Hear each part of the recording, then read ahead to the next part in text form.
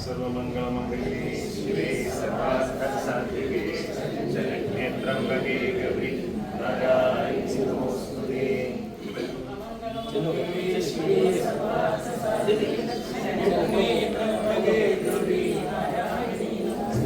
त्र्यंबके गौरी नारायणी नमोस्तुते।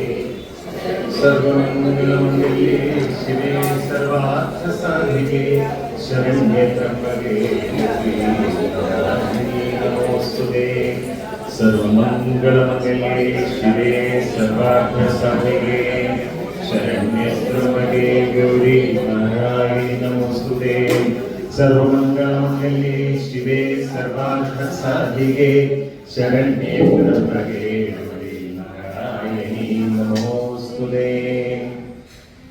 അപ്പോൾ ഐശ്വര്യമായിട്ട് നമ്മൾ ശ്രീമദ് ദേവി ഭാഗവത നവാഹയജ്ഞത്തിന്റെ ആദ്യത്തെ ചിന്തയിലേക്കാണ് നമ്മളിതിനെ ആദ്യം നമ്മളെ യജ്ഞചിന്ത എന്ന് പറയുന്ന ആദ്യത്തെ ഖണ്ഡമാണ്. എന്തൊക്കെയാണോ ശ്രീമദ് ദേവി ഭാഗവതം? ശ്രീമദ് ദേവി ഭാഗവത നവാഹയജ്ഞം എന്ന് പറയുന്നത് അനുഷ്ഠാനമാണ്. അനുഷ്ഠാനവുമായി ബന്ധപ്പെട്ട് വരുന്ന ആഘോഷങ്ങളേ ഉള്ളൂ. ആഘോഷവുമായി ബന്ധപ്പെട്ട് വരുന്ന അനുഷ്ഠാനമല്ല. പൂർണ്ണമായും ദേവി ഉപാസനയ്ക്ക്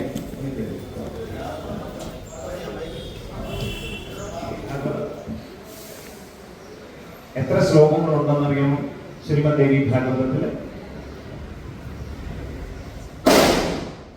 കൃത്യമായിട്ട് ഉത്തരം പറഞ്ഞ ചോക്ലേറ്റ് എന്തെങ്കിലും തരത്തിൽ പഠിച്ചാൽ മതി ഇല്ലേ? 18,000 ശ്ലോകങ്ങളെ കൊണ്ട് ഇല്ലേ, ഏതാണ്ട് 72,000 വരികളെ കൊണ്ടാണ് ശ്രീമദ് ദേവി ഭാഗവതം എഴുതിയിട്ടുള്ളത്. ആ ശ്രീമദ് ദേവി ഭാഗവതത്തിനെയാണ് നമുക്ക് എല്ലാവർക്കും ഇൻഹിബിഷൻസ് ഉണ്ടാവും. കൊച്ചു കൊച്ചു ഇൻഹിബിഷൻസ്, ഈഗോസ് എല്ലാവർക്കും ഉണ്ട്. ആർക്കാണ് ഇല്ലാത്തത്? എല്ലാവർക്കും ഉണ്ട്. കുഞ്ഞു കുഞ്ഞു കുഞ്ഞു കുഞ്ഞു കുഞ്ഞു കുഞ്ഞു ഈഗോകള്, ഇൻഹിബിഷൻസ്, ഇതങ്ങനെ ഇതെങ്ങനെ. ഈ മുൻവിധികൾ എന്ന് പറയുന്ന ഒരു സാധനത്തിനെ നമ്മൾ മാറ്റിവെച്ചാൽ, ബയസ്ഡ് ആവുന്ന മുൻവിധികളെ നമ്മൾ മാറ്റിവെച്ചാൽ നമുക്ക് യജ്ഞം എന്ന് പറയുന്ന സങ്കല്പം കുറെ കൂടി വളരെ സിമ്പിൾ ആയിട്ട് നമുക്ക് കൺസീവ് ചെയ്യാൻ പറ്റും. 22 വർഷത്തെ അനുഭവം എന്ന് പറയുന്നതാണ്. എല്ലാവർക്കും ഉണ്ടാവും ഇല്ലേ? ഞാനാണ്, എന്നിലൂടെ, എന്നിൽ കൂടെ മാത്രം എന്ന് പറയുന്ന ഒരു കോൺസെപ്റ്റ് മനുഷ്യരില്ലേ? മനുഷ്യർക്ക് എല്ലാവർക്കും ഉണ്ടാവും. പക്ഷെ അതിനെ ഓവർകം ചെയ്യാനാണ് ഈ ഉപാസനകളെല്ലാം. അതിനെ ഓവർകം ചെയ്യാനാണ് ഈ പറയുന്ന ഉപാസനകളെല്ലാം.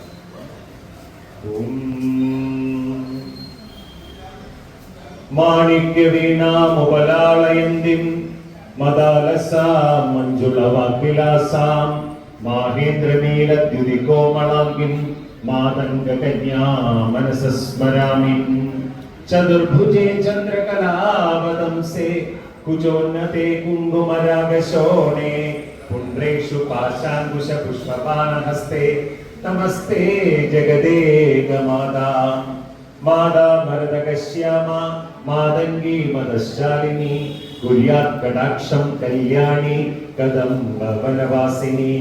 ജയ മാതംഗതനേ ജയ നീലോൽപലദ്യുതേ ജയ സംഗീതരസികേ ജയ ലീലാസുഖപ്രിയേ.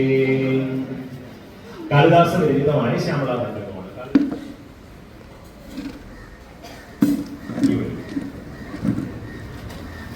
ചോക്ലേറ്റ് ഒക്കെ തരാൻ ഞാൻ, പക്ഷെ എനിക്കൊരു കണ്ടീഷൻ. ഞാൻ ഇതിനകത്ത് കുറച്ച് വെറ്റിലയൊക്കെ തരും. അതിൽ നിന്ന് എനിക്കൊരു കുറച്ച് വെറ്റില എനിക്ക് തരണം, തിരിച്ചു തരണം. ഏറ്റവും സമ്മതിച്ചോ?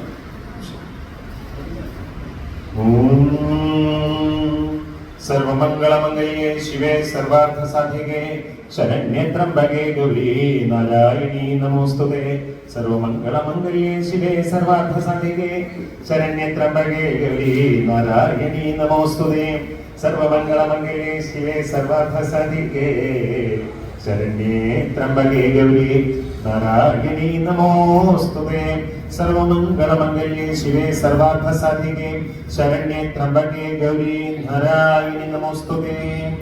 ദേവി മഹാത്മ്യത്തിലെ 4-ാം അധ്യായം വായിച്ചു കഴിയുമ്പോൾ ഇതിനെ നമ്മൾ പറയുക യജ്ഞപ്രശ്നം എന്നാണ് പറയുക. എന്താണ് യജ്ഞപ്രശ്നം എന്നറിയാമോ? അതായത് നമ്മളെ ഒക്കെ നിയന്ത്രിക്കുന്നത് നവഗ്രഹങ്ങൾ എന്നാണ് സങ്കല്പം.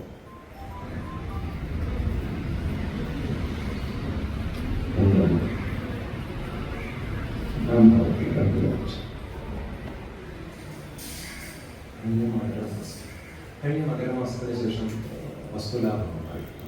വസ്തുലാഭം, ഭൂമിലാഭം തുടങ്ങിയ ക്ഷേത്രവുമായിട്ട് ബന്ധപ്പെട്ട് വസ്തു വാങ്ങിക്കുക, ഭൂമി വാങ്ങിക്കുക, ഭൂമിലാഭം തുടങ്ങിയിട്ടുള്ള എന്തെങ്കിലും ഉണ്ടോ? മകരമാസം, അതായത് കഴിഞ്ഞ ഉത്തരായനം കൊണ്ട് അതിന്റെ ഫലത്തെ കിട്ടണമെന്നാണ് ക്ഷേത്രം. കഴിഞ്ഞ കഴിഞ്ഞ 18 മാസം മുമ്പുള്ള ഓർമ്മ 23 ശരി.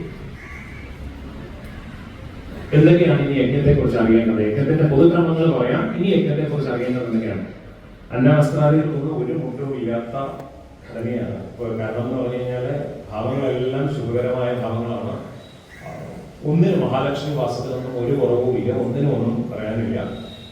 അന്നവസ്ത്രാദികളെ കൊണ്ട് യജ്ഞം, ഒരു യജ്ഞം ക്ഷേത്രത്തിൽ നടക്കുമ്പോൾ ഏറ്റവും പ്രധാനം എന്ന് പറയുന്നത് നാമജപം തന്നെയാണ്. ബേസിക് ഇതെന്ന് പറയുന്നത് നാമജപം തന്നെയാണ് ഭഗവതിക്ക്. പിന്നെ മാത്രമല്ല ഇതിനകത്ത് പറയുന്ന മുഴുവൻ പ്രായോഗികതയാണ്. എങ്ങനെ ബലിയിടണം, എങ്ങനെ നമ്മൾ വിചാരിക്കുന്ന പോലെ ഈ ദേവി ഭാഗവതം എന്ന് പറയുന്ന മുന്നിലിരിക്കുന്ന ഗ്രന്ഥം പറയുന്നത് മുഴുവൻ എങ്ങനെ ബലിയിടണം, എങ്ങനെ പിറന്നാൾ ആഘോഷിക്കണം, എങ്ങനെ കല്യാണം നടത്തണം, എങ്ങനെ ദക്ഷിണ കൊടുക്കണം, ജീവിതവുമായിട്ട് ബന്ധപ്പെട്ടതല്ലാതെ ഒന്നും പറയുന്നില്ല. പറയുന്നത് മുഴുവൻ